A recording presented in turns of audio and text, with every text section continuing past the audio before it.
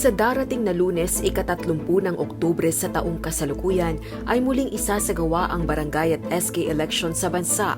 Itinakda ito ng Commission on Elections na tatagal sa loob ng 8 oras mula alas 7 ng umaga at matatapos ng alas 3 ng hapon. Ngunit alam mo ba na noong taong 1982 lamang isinagawa ang unang barangay election sa Pilipinas? Noong May 17, 1982, 41 taon na ang nakalilipas nang isinagawa ang unang barangay election sa mahigit 42,000 barangay sa bansa. Sa eleksyong ito ay inihalal sa bawat barangay ang 7 opisyal ng barangay council na binubuo ng isang punong barangay o barangay chairman at 6 na konsihal.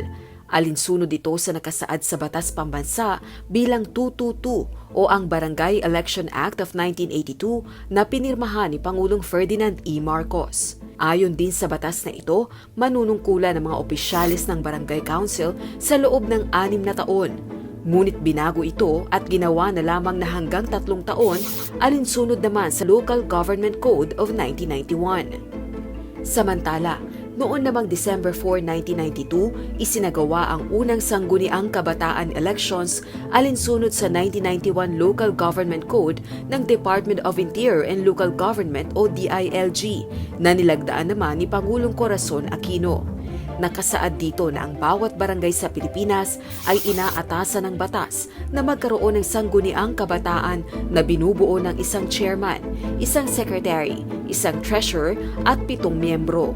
Nakasaad din sa nasabing batas ang kapangyarihan at gampanin ng sangguniang kabataan, pangunahin na ang mga programa na makapagpapayabong sa social, political, economic, cultural, intellectual, moral, spiritual at physical development ng miyembrong kabataan.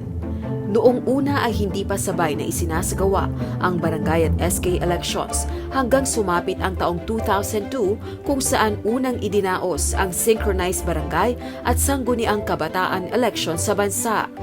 Maituturing mga itong pinakamaliit na political unit, malaki pa rin ang papel na ginagampanan ng mga barangay official at sangguniang kabataan kung kaya naman mahalaga na pumili ng tamang individual upang gumanap sa mga posisyong ito.